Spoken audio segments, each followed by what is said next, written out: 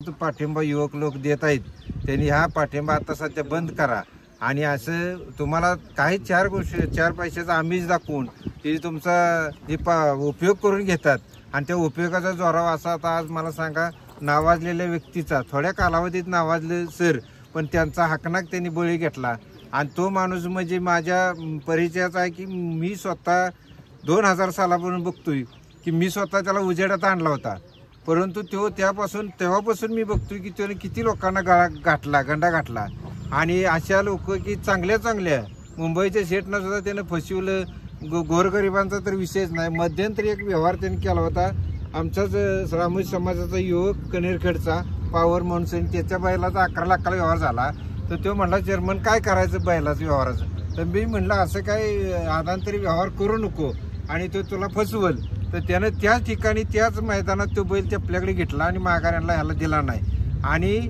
आज मला सांगा सरांनी आज त्याचं महाराष्ट्रात जी आपली 9-10 गाड्यात बैल पाळणार आहे त्या अशा बैलात उच्चांकी किंमत दिली सर्जाला आणि तो बैल त्याच्यापासून आणला। ही त्याच्या आयुष्यातली एक महान गोष्ट होती, त्या गोष्टीला धरून त्यानं सरांचं पावित्र्य जपाय पाहिजे होतं। आज त्याच माणसाला त्याने क्षेत्रात आणलं आणि त्याच माणसाला त्यानं संपवलं, म्हणजे ह्याच्यापेक्षा दुर्दैवी घटना कुठेही महाराष्ट्रात घडलेली नाही किंवा घडणार बी नाही। आणि युवकांना माझं सांगणं आहे की आज आपण बैल ज्यावेळेस आखाड्यात आणतो त्यावेळेस तुम्ही कुठल्याही शस्त्रास्त्र घेऊन आखाड्यात कुणीही येऊ नका।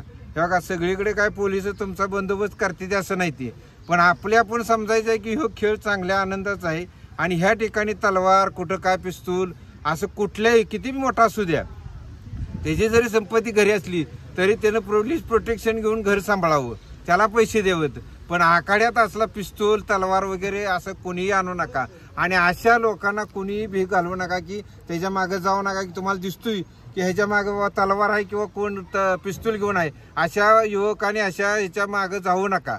आज मला सांगा त्यानं पिस्तूल बाळगला, त्याच्या मागे जी 6 जण होती किंवा 8 जण होती ती आज फसायला गेलीच ना, राहिली का ती काय सुटणार नाही ती।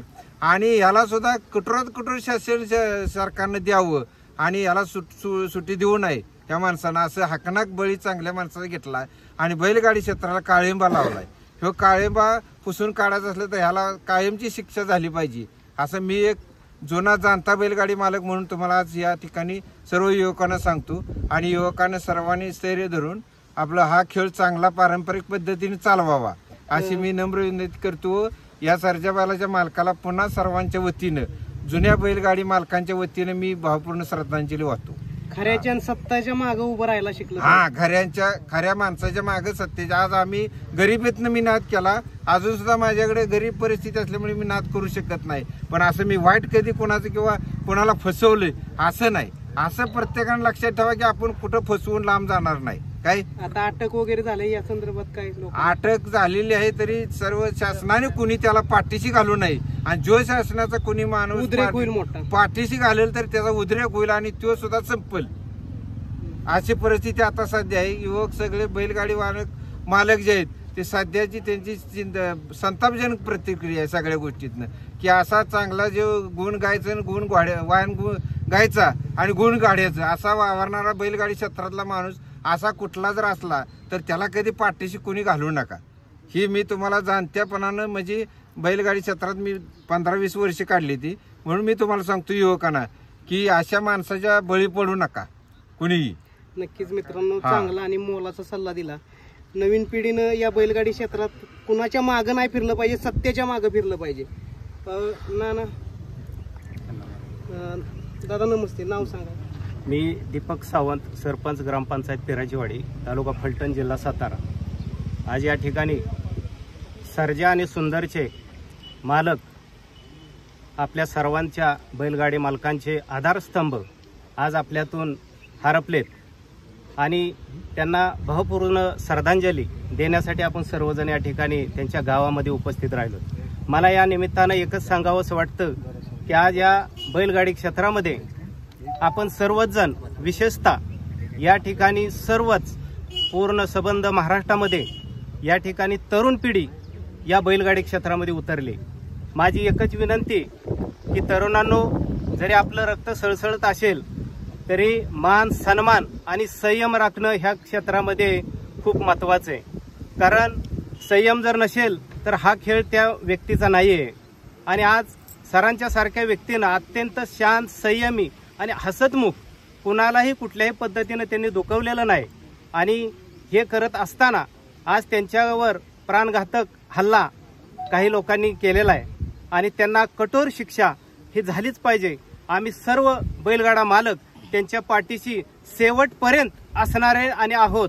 आपल्या सर्वांच्या साक्षीनं मी या ठिकाणी बोलू इच्छितो की आपल्या सर्वांची साथ आहे का नाही, एवढंच या ठिकाणी मी बोलतो आणि सरांना या ठिकाणी भावपूर्ण श्रद्धांजली अर्पण करतो. जय हिंद. न्याय मिळालाच पाहिजे.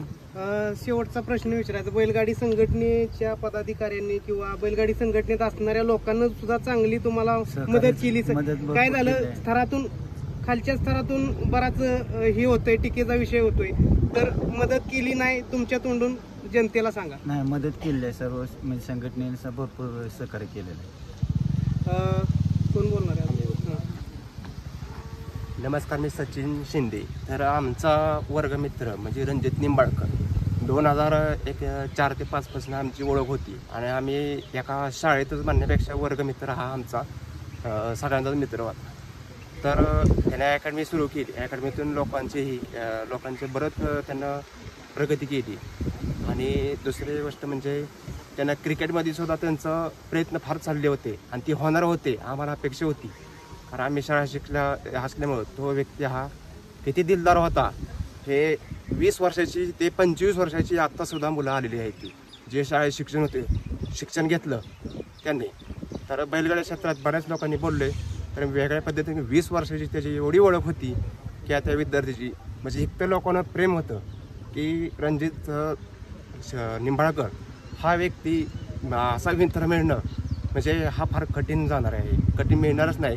आणि जो त्यांचा जे आधारस्तंभ जे घेतलं, ज्ञान जे घेईल तो व्यक्ती मिळाला तर त्यांच्या आठवण आम्हाला कायम राहणार आहे सगळ्यांच्या वतीनेही. आणि त्यांचं दुःख हे सगळ्या मित्रांना आहे. 20 वर्षाची एवढी आमची ओळख, आम्ही एखाद्या शाळेत शिकलो, ते सुद्धा मुलं आलेले आहेत. पण त्यांचं एक तर प्रेम, तो व्यक्ती दिलदारच होता हे सगळ्यांना माहिती आहे. मन मोकळे नव्हता, ते स्वार्थी नव्हता किंवा कुठलेही नव्हता, हे बऱ्याच लोकांना माहिती आहे.